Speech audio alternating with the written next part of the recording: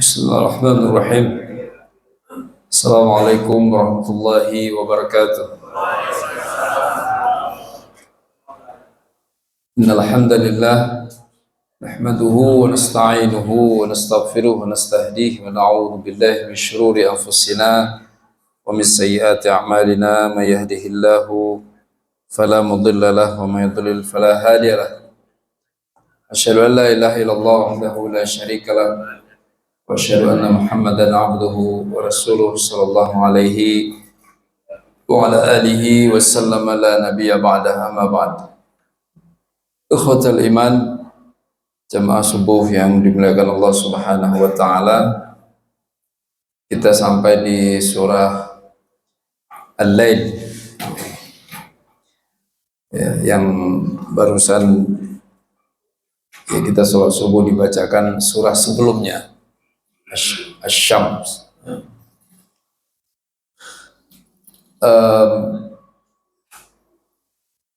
Al-Lail rahimakumullah, surat ke-9 yang diterima oleh Rasulullah sallallahu alaihi wasallam. Berarti turunnya masih di fase Mekah, tepatnya setelah surah Al-A'la sebelum Al-Qamar. Walaupun kemudian letaknya di dalam mushaf setelah Asy-Syams sebelum Wadduha. Rahimakumullah, karena turunnya di Mekah, ya yang terkandung di dalam surat ini adalah tentang tauhid, tentang iman, tentang agar mau menerima Islam, agar mau membenarkan apa yang dibawa oleh Rasulullah sallallahu alaihi wasallam. Dan di bagian akhir dari surat ini, background ceritanya adalah tentang keteladanan Abu Bakar As-Siddiq radhiyallahu anhu.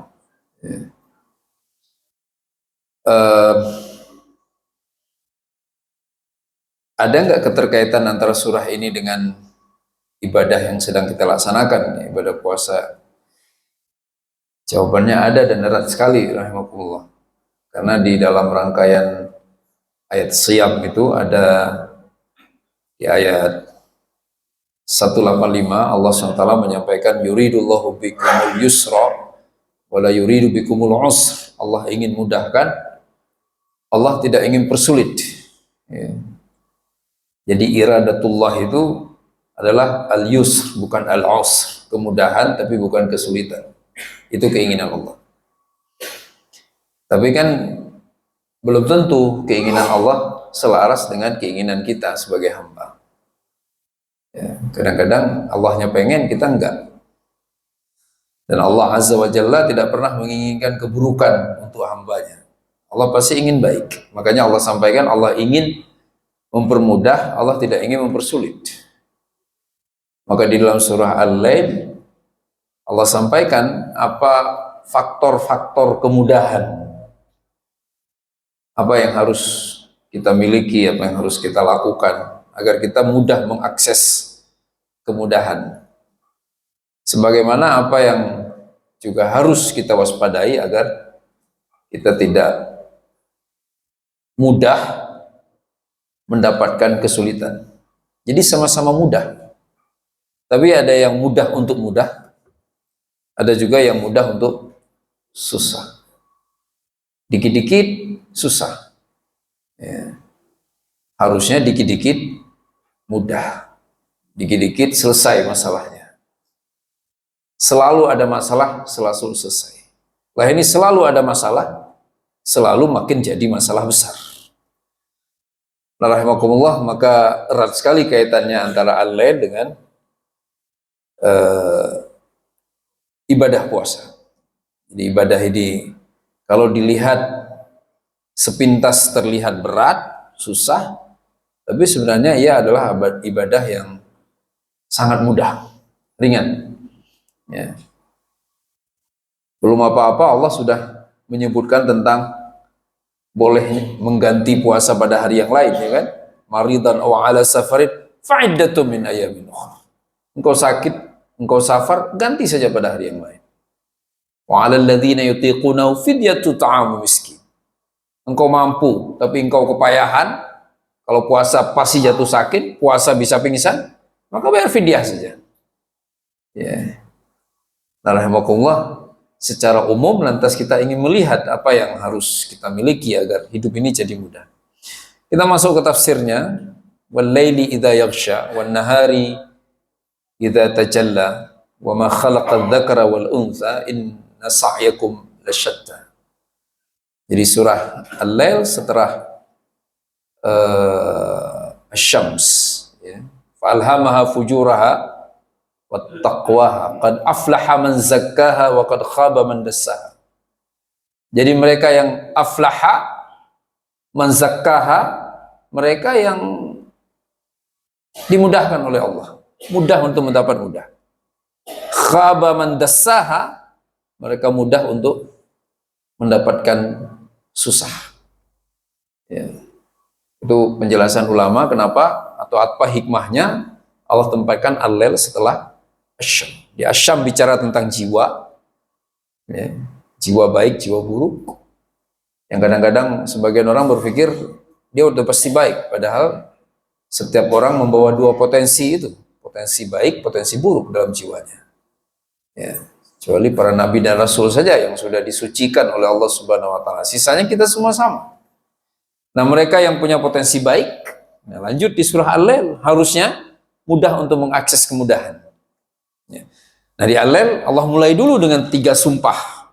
Allah bersumpah dengan malam ketika menutup siang. Wal laili idza yaghsha. Yaghsha kan ghasyiyah, menutup. Yang begitu datang malam, siangnya tertutupi, jadi gelap. Wan nahari idza tajalla. Siang yang terang, menderang, jali. Nah, kalau suka ikut MTQ kan ada khata jali, khata khafi. Belajar tajwid ada gitu kan. Salah besar, salah kecil. Nahar idza tajalla. Siang ketika terang, benderang.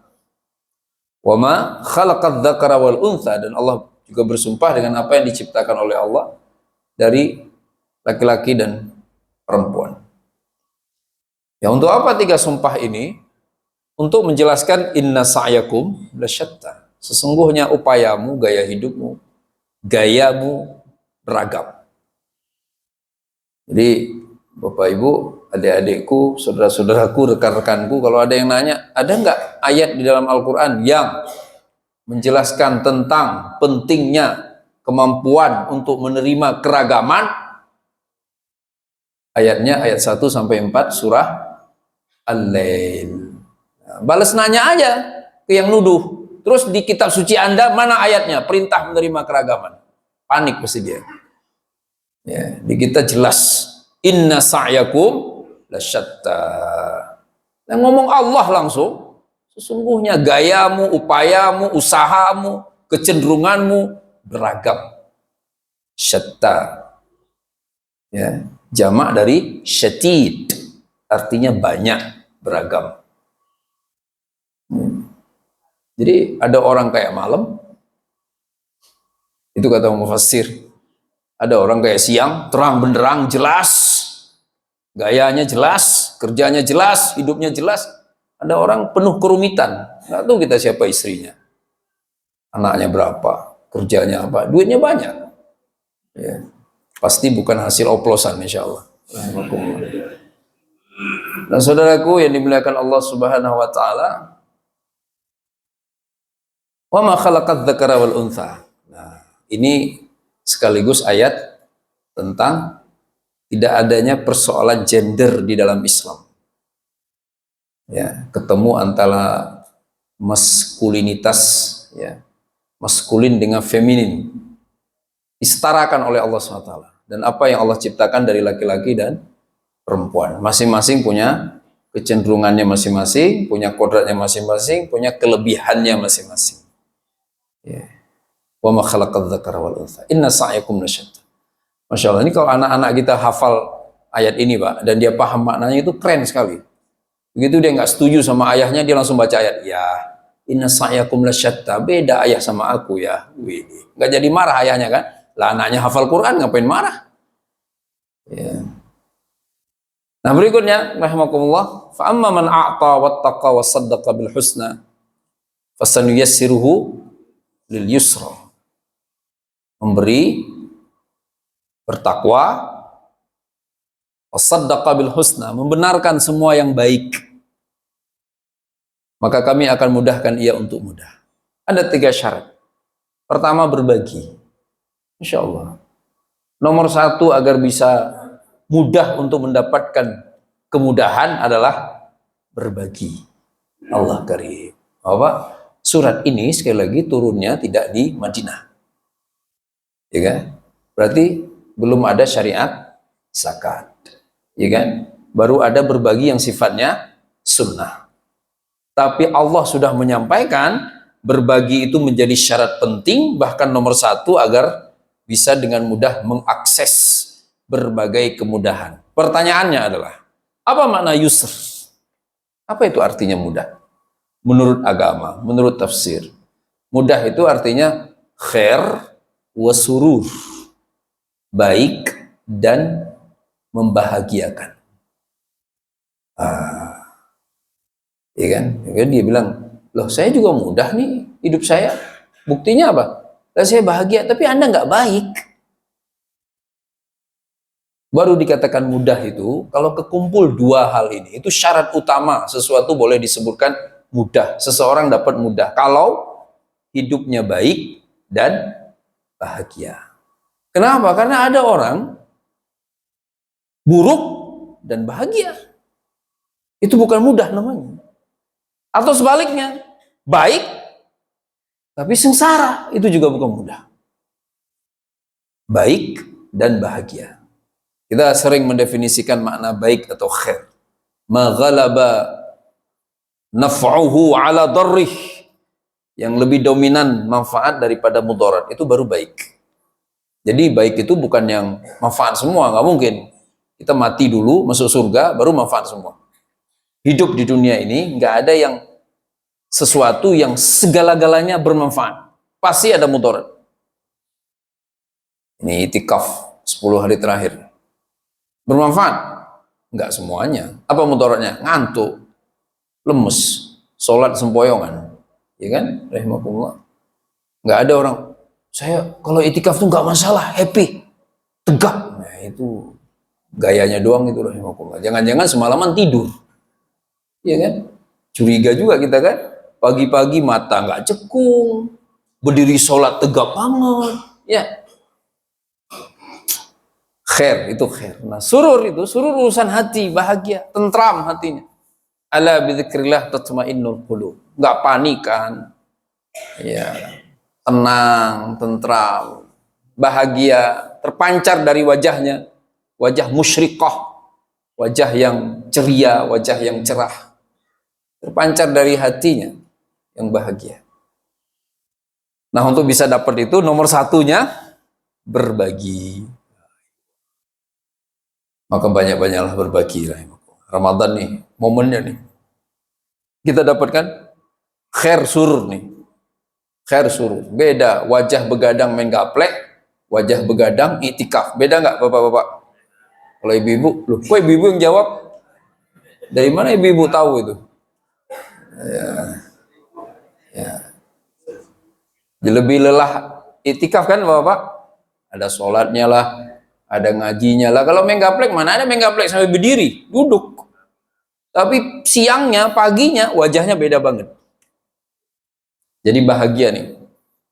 Khair, alhamdulillah. Manfaatnya lebih besar. Kenapa kita bahagia? Karena kita dapat manfaat lebih besar dibandingkan sedikit mudarat sebagai dampak dari ibadah yang kita lakukan. Ya. Maka jangan lewatkan untuk berbagi, khususnya di setiap malam terakhir bulan Ramadan. Bapak lebih spesial berbagi itu, ya ke masjid sih bagus saja, tapi lebih baik lagi kalau langsung ketemu orangnya yang kita tahu persis beliau butuh, yang bersangkutan memang membutuhkan pertolongan, uluran tangan, ketemu, berikan. Masya Allah, itu rasanya lebih spesial. ya kan. Dulu lagi saya kuliah Pak, kalau i'tikaf begini Ramadan pas jam tengah-tengah malam itu jam 1 atau ya datang bapak-bapak bawa zabadi, eh yogurt, bawa yogurt banyak-banyak. Syabab, anak muda, ayo makan dulu. Wah, bahagianya minta ampun. Enak kan kita udah lemes-lemes kena yogurt kan bertenaga lagi. Masya Allah. Ya. Jadi ada aja tiba-tiba datang bawa makanan. Dan makanan itu menyehatkan, menguatkan. Itu spesial sekali. Kenapa? Karena menjalankan instruksi it'amu at-ta'am. Kita juga pernah bahasa di sini kan. Yang ingin dapat rumah di surga yang dindingnya transparan. Salah satu syaratnya adalah it'amu at-ta'am. Orang yang sering memberi makan. Nah, memberi makan itu enggak melulu nasi. Ini kalau ngasih makan harus nasi, enggak lah. Makanan-makanan bergizi yang sederhana, orang lagi ngaji, Assalamualaikum Pak, silakan. Itu Masya Allah, bayangkan, begitu beliau konsumsi itu, beliau nambah ngajinya setengah juz. Maka kita ikut menikmati pahalanya, rahimahullah. Ada juga kita ngasih makanan, begitu yang bersangkutan makan, langsung tidur Pak, nggak sanggup ngaji lagi, kenyangan. Iya kan? Amma man a'ta wattaqa, bertakwa. Takwa takut sama Allah, hatinya takut sama Allah Subhanahu wa taala. Maka karena takut, ia laksanakan apa yang diperintah, ia tinggalkan apa yang dilarang. Yang ketiga, yang terakhir, saddaqa bil husna, membenarkan, tasdiq. Benar. Benar bahwa qiyamul lail itu baik, benar bahwa benar kita butuh kepada Lailatul Qadar, bahwa ada malam yang lebih baik daripada 1000 bulan dan sebagainya. Ya, bisa dihitung jari kan, walaupun mungkin masjid rasanya udah penuh atau rame, tapi tetap yang lebih rame yang nggak ke masjid. Siapa mereka? Yang tidak saddaqa bil husna. Al-husna, informasi tentang Lailatul Qadar termasuk bagian dari al-husna. Informasi tentang kebaikan. Tapi tidak semuanya tertarik dengan informasi ini. Ya, mereka tidak jarang meragukan itu, rahimakumullah.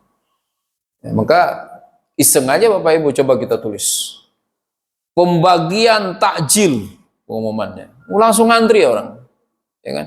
Kita pasang di sebelahnya spanduk lagi, pendaftaran i'tikaf. Kira-kira antrian mana yang lebih panjang? Panjang pembagian takjil lah. Pendaftaran i'tikaf bisa dihitung jari. Udah gitu nggak ada orang baru, udah daftar di awal di awal 10 terakhir udah selesai. Tapi kalau pembagian takjil membludak, rahimakumullah. Apalagi kalau sampai viral, porsinya banyak, menunya lezat. Hari ini 100 orang, besok 3 kali lipat, besok lagi 5 kali lipat, rahimakumullah. Ya, emang begitu. Masalahnya nggak kelihatan. Sederhana sekali sebenarnya ujian iman itu. Karena Allah nggak kelihatan bahwa Bapak kebayangkan kalau kita tiap kali pulang i'tikaf nih Pak, kita buka saldo kita internet banking, nambah 2 kali lipat. Kira-kira besok datang lagi nggak Pak? Bukan datang lagi, udah langsung nggak pulang hari ini. Ngapain pulang? Ngapain capek-capek? Ya kan? Tapi ternyata nggak begitu cara Allah Subhanahu Wa Taala. Ya sahih kan? Ya, apalagi misalnya gini Pak, misalnya gini, kita i'tikaf nih, nggak merem sama sekali, sholat ngaji, pulang ke rumah. Begitu istri buka pintu, berubah, istri jadi lebih muda. Masya Allah. Luar biasa kan, rahimahullah. Kalau dohir begitu Pak, nggak usah disuruh. Membludak orang ke masjid. Langsung kasat mata. Tapi kalau sudah begitu, nggak ada fungsi iman. Nggak ada ujian sama sekali. Lah apa arti ujian kalau soalnya dibocorkan berikut jawabannya? Ya kan? Terus si anak itu dengan bangganya, Alhamdulillah mak aku lulus. Ya lulus lah. Belum ujian udah dikasih tahu soal apa dan jawabannya. Ini soalnya kita nggak tahu, jawabannya kita nggak tahu. Allah nggak kelihatan, pahala nggak kelihatan. Nggak ada kan pohon sujud kemarin? Di mana-mana kan Bapak-bapak ikut sosmed kan? Pada heboh itu, malam kemarin kayaknya Lailatul Qadar. Kalau di mazhab Syafi'i clear Pak. Ulama-ulama Azhar itu kan banyak yang mazhab Syafi'i. Nah, mereka terang-terangan mengatakan di mazhab kita malam 21 Malam Jumat berarti itu malam Lailatul Qadar. Ya, malam kemarin. Teduh kan? Ada gerimis sedikit. Paginya cerah tapi tidak panas. Lailatul Qadar, wallahu a'lam, nggak ada yang tahu. Kita cuma tahu cirinya doang. Ya, 3 hal Bapak-bapak. Berbagilah banyak-banyak. Yang lebih menarik, lebih berasa kalau berbagi itu kepada langsung orangnya. Dan nggak mesti banyak-banyak rahimakumullah. Tapi setiap malam berbagilah. Hal-hal yang sederhana, yang bermanfaat, yang menguatkan, yang menyehatkan. Kemudian perbanyak melaksanakan perintah Allah SWT, benar-benar jauhi larangannya. Yang kedua, dan yang ketiga, benarkan minimal dengan hati apapun yang kita tahu dari Al-Quran dan Nabi Shallallahu Alaihi Wasallam. Ya. Kemudian berikutnya, wa amma man bakhila wastaghna wa kadzdzaba bil husna. Bakhil sudah jadi bahasa Indonesia, kita juga nyebutnya bakhil. Ya, tidak mau berbagi. Wastaghna, merasa tidak butuh kepada Allah. Kadzdzaba bil husna, nggak yakin dengan semua informasi kebaikan yang ada dalam Islam. Nggak yakin ada Lailatul Qadar. Nggak yakin ada ampunan. Nggak yakin ada malam lebih baik daripada 1000 bulan. Ya, mereka yang seperti itu juga dimudahkan oleh Allah. Fasanuyassiruhu lil usr. Kami mudahkan untuk susah. Masya Allah. Dikit-dikit susah. Dikit-dikit masalah. Sekarang jujur Bapak Ibu. Mau temenan deket sama orang yang dikit-dikit masalah? Enggak kan? Kita pasti menjauh. Orang bermasalah itu nyebelin. Semua kita punya masalah. Nggak ada manusia hidup nggak ada masalah. Tetapi kalau apa aja jadi masalah, itu berarti orang bermasalah. Iya kan? Kita bermasalah, ada masalahnya, tapi nggak semua masalah harus jadi masalah. Tidak sedikit masalah yang menimpa kita, segera dapat jalan keluarnya. Nah, kenapa ada orang apa saja jadi masalah? Jawabannya sederhana, bakhil, merasa nggak butuh sama Allah, dan yang ketiga, tidak pernah mau mengiyakan apa yang ia dengar dari Al-Quran dan apa yang ia dengar dari hadis-hadis Nabi Sallallahu Alaihi Wasallam. Pasti semuanya akan jadi masalah. Nah, usr itu apa? Kebalikan dari yusr. Kalau yusr, khair wa surur, baik dan bahagia. Usr, susah itu artinya syar wa syaqa, buruk dan terhimpit, buruk dan sengsara. Selesai sudah, rahimakumullah. Sudahlah buruk, sengsara. Sudahlah mudaratnya besar, hidupnya susah.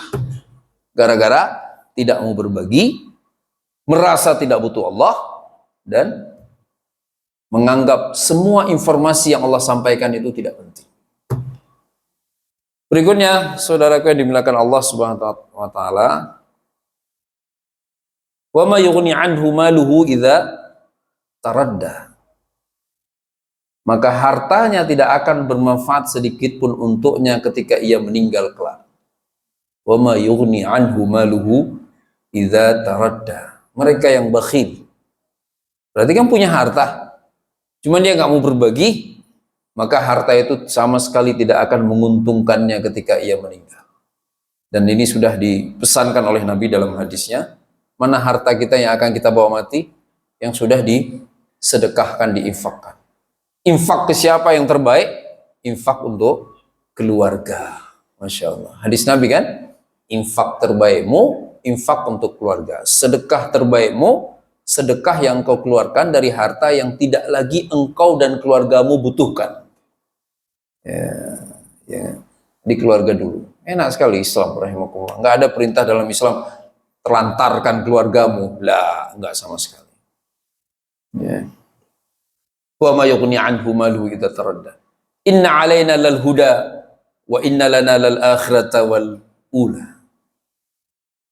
Sesungguhnya kamilah yang memiliki hidayah, kamilah yang berkuasa atas hidayah.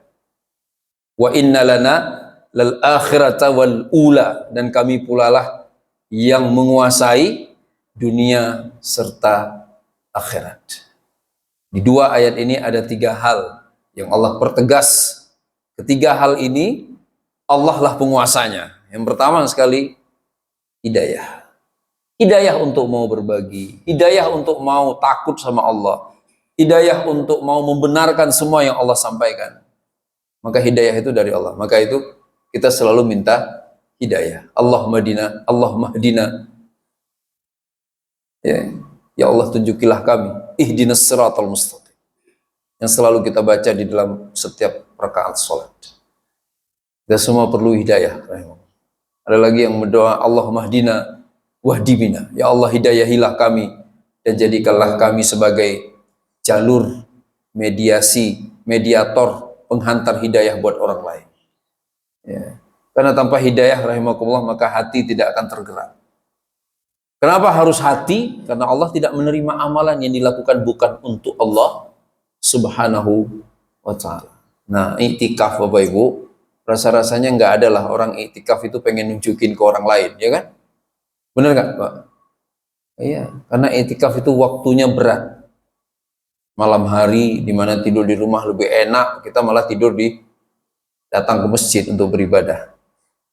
Ya. Maka benar-benar biasanya yang iktikaf itu terseleksi. Kan pernah dilakukan riset kan di Azhar itu.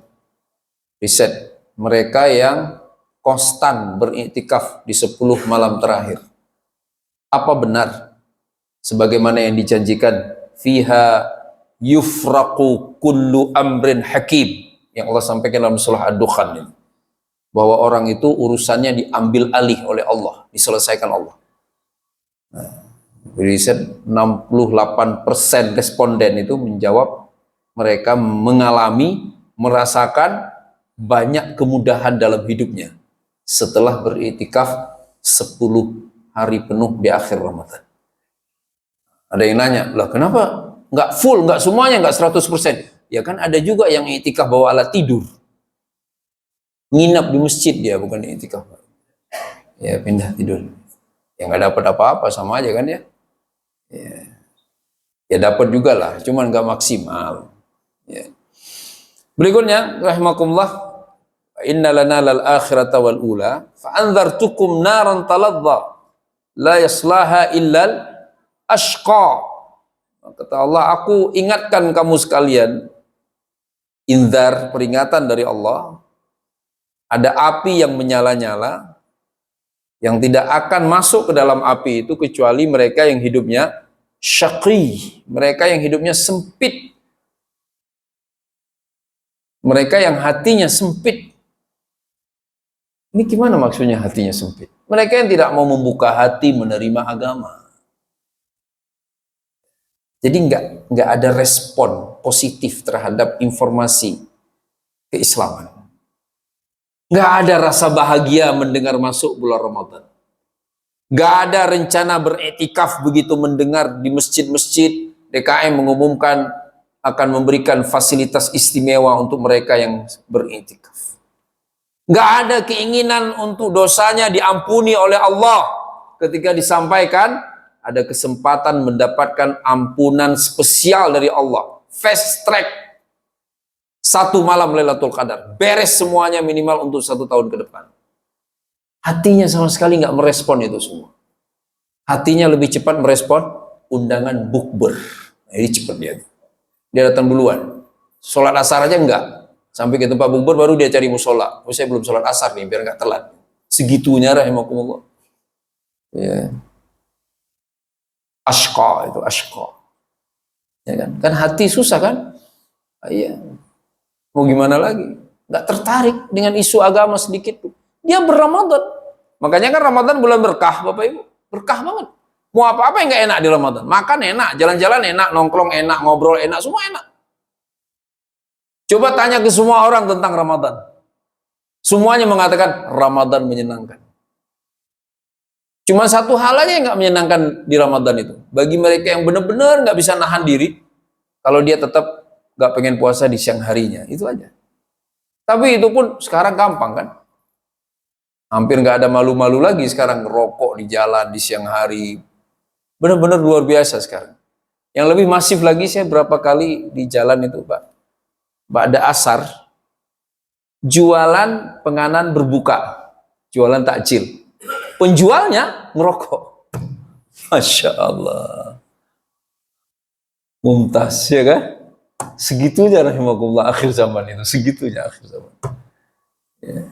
Jadi saudaraku yang dimuliakan Allah SWT, ya mereka nggak terbuka hatinya, nggak terpanggil untuk menyambut janji-janji Allah Subhanahu wa Ta'ala. Nggak tertarik. Ada ampunan, nggak tertarik. Ada pahala, nggak tertarik. Semuanya nggak tertarik. Yang tertarik adalah apa yang menjadi syahwatnya. Padahal setan udah nggak ada. Sufidat asyayatin. Tapi kan syahwat masih ada. Maka syahwatnya lah yang menggiringnya untuk menikmati Ramadan. Bahagia nggak dalam Ramadannya? Bahagia banget. Tapi bahagia dengan sesuatu yang sangat tidak esensial. Nggak ada kaitannya dengan Ramadan. Bahagianya dengan apa coba? Makan. Emang nggak boleh makan di bulan selain Ramadan? Bahagianya dengan apa? Tidur. Kalau Ramadan tuh kok rasanya tidur enak banget ya. Habis siang tidur, habis subuh tidur, habis asar tidur. Seolah-olah di luar Ramadan nggak boleh tidur. Ada lagi bahagia dengan apa? Shopping. Seolah-olah nggak boleh belanja di luar Ramadan. Ada lagi bahagia dengan dagang. Seolah-olah haram dagang di luar bulan Ramadan. Ya kan? Nah kita harus cek lagi Bapak-Bapak. Ini mumpung belum habis Ramadannya, cek lagi. Apa yang membuat kita paling bahagia di Ramadan? Kita khawatir, kita masuk kategori ashqa. Ya, sempit dada kita untuk menerima kebahagiaan dari apa yang dijanjikan oleh Allah yang spesial hanya hadir di bulan Ramadan ini. Kita malah menikmati hal-hal yang tidak khusus dihadirkan oleh Allah di bulan suci Ramadan ini. Alladzi kadzdzaba wa tawalla.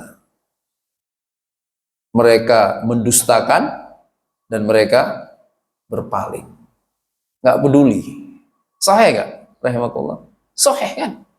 Apa salahnya sih orang, apa istilahnya itu? Kalau sore-sore nyari makanan ngabuburit, nyari takjil, berapa jam? Minimal sejam, muter sejam.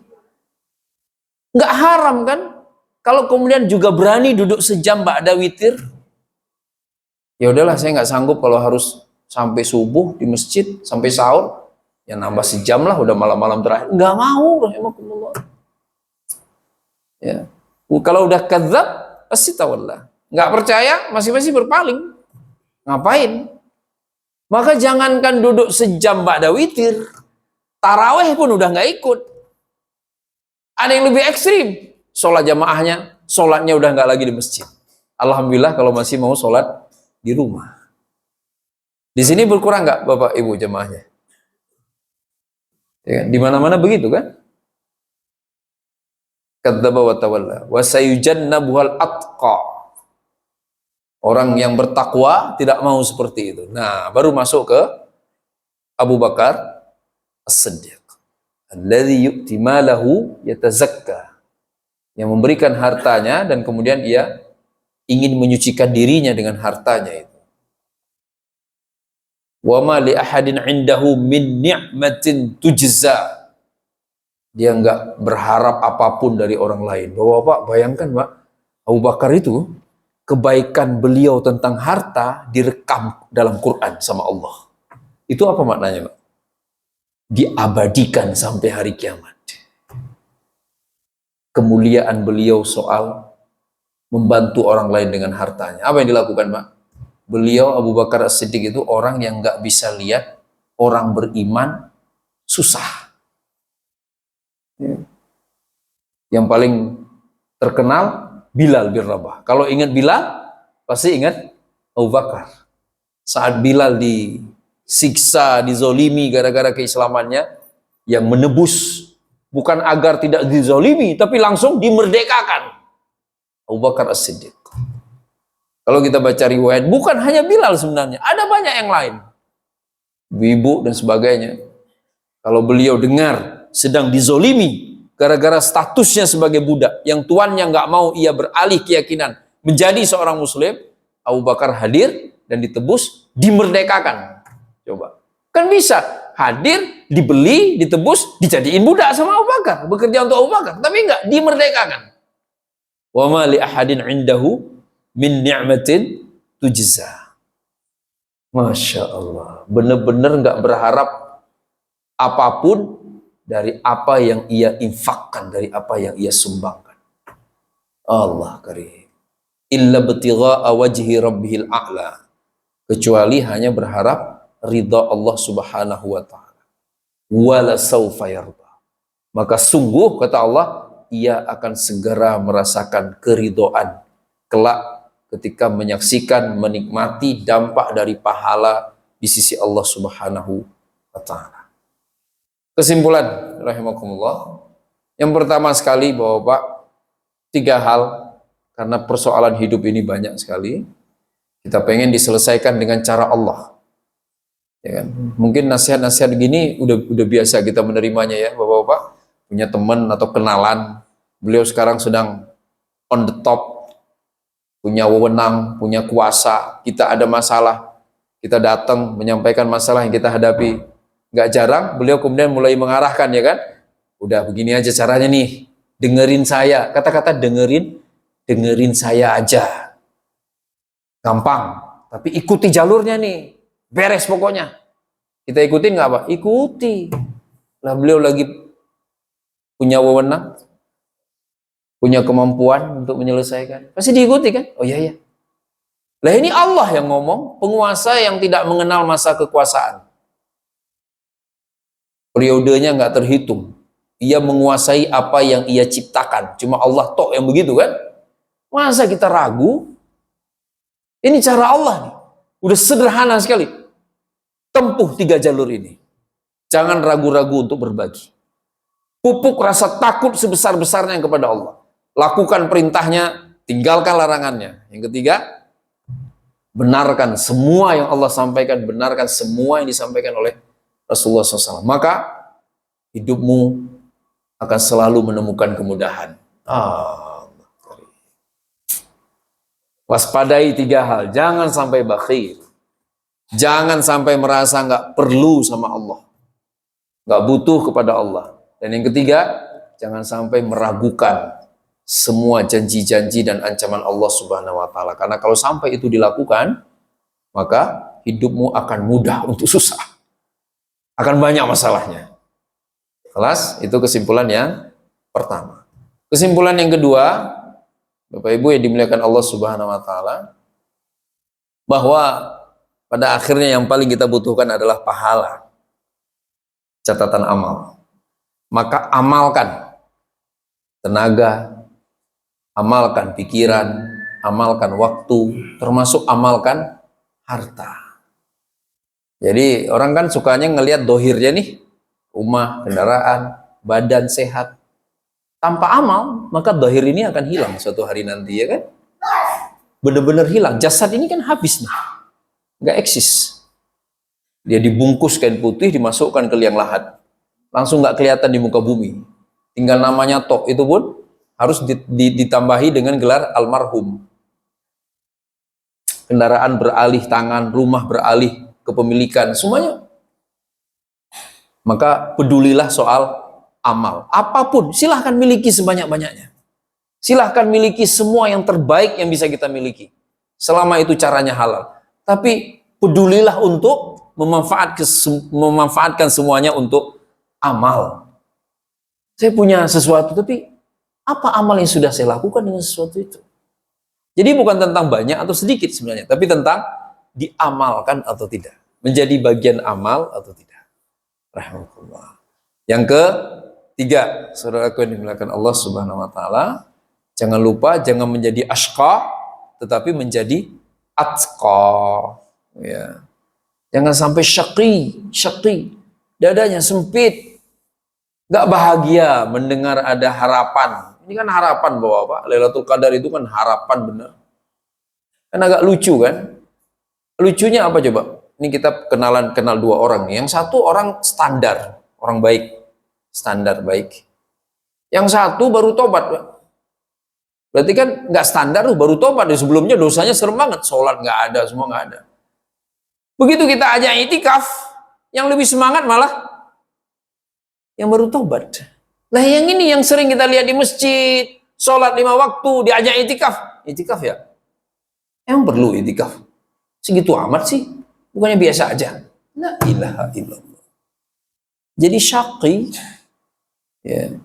Maka mohonlah kepada Allah SWT agar dadanya dilapangkan, dadanya tidak sempit. Rahimakumullah.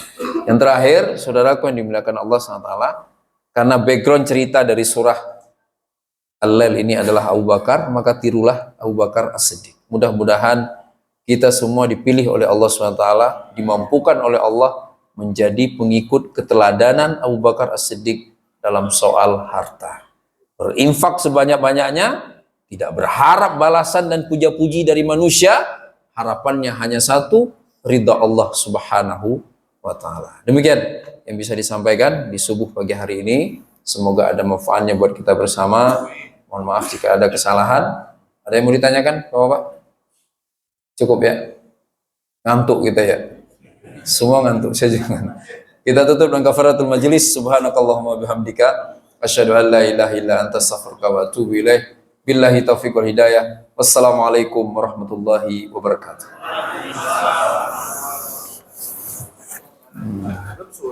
Hah? Waduh, udah lemes. Pak Haji, tabarakallah ya.